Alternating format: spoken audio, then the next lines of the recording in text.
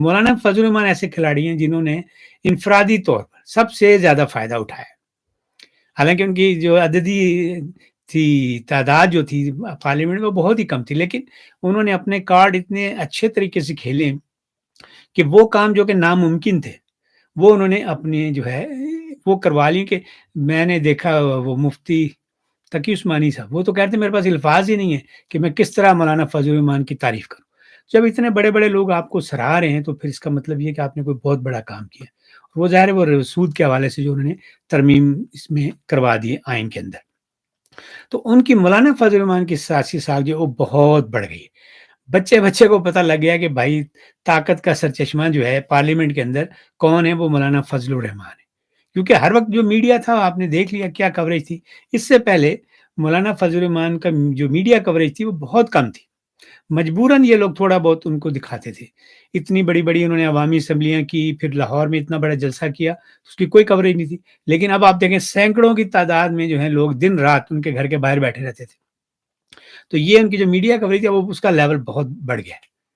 اور اسی ساری جو نیگوسیشنز ہوئی ہیں ان میں مولانا صاحب نے جو اپنے مدرسوں والا معاملہ تھا جس پہ انہوں نے کھل کے کہا تھا اسمبلی میں کہ ان کی رجسٹریشن کو کیوں آپ نے روکا ہوا، تو یہ بہت بڑا ایشو تھا. تو اس کو بھی حل کروا لیا. مجھے پتہ چلا کہ بھیا ان کے رجسٹریشن والے جو ایشو تھے وہ ریزالو ہو گئے. تو یہ ان کو بہت بڑی کامیابی ملی ہے سود کے حوالے سے جو میں نے ابھی آپ کو بتایا. اور وہ ایسی کامیابی ہے کہ جو دوسری مذہبی جماعتیں اور جن کے رہنما ہیں وہ بھی مولانا کی تعریف کر رہے ہیں. تو ان کے جو کارکن ہوں گے انہیں بھی پتہ چلے گا کہ بھائی اتنا بڑا کام کیا مولانا فضل الرحمان نے سود کے حوالے سے، حالانکہ ان کی اتنی بڑی تعداد بھی نہیں تھی. اور پھر یہ ایسا کام ہے کہ انہوں نے اپنی جماعت کے لیے نہیں کیا، اس کا فائدہ سب لوگوں کو ہے. تو یہ بھی مولانا فضل الرحمان کو بہت جو ہے کریڈٹ جاتا ہے اس چیز کا. پھر ایک ان کو فائدہ یہ ہوا کہ انہوں نے فوجی عدالتوں کا راستہ روکا ہے، اور وہ جو عوام کے جو انسانی حقوق پہ جو چھاپا مارا جا رہا تھا وہ انہوں نے روکا ہے.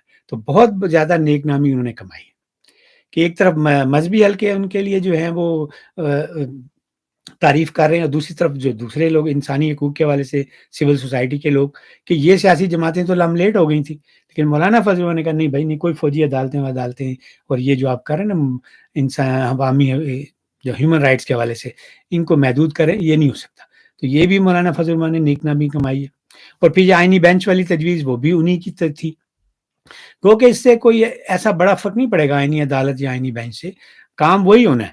لیکن پھر بھی بہرحال ان کا جو اصرار تھا وہ بھی جو ہے حکومت نے اس پہ جو ہے بات سن کے پھر اس کے مطابق تبدیل کر لیا ہے. تو یہ بھی ان کی سیاسی ساکھ میں اضافے کا باعث بنے گا.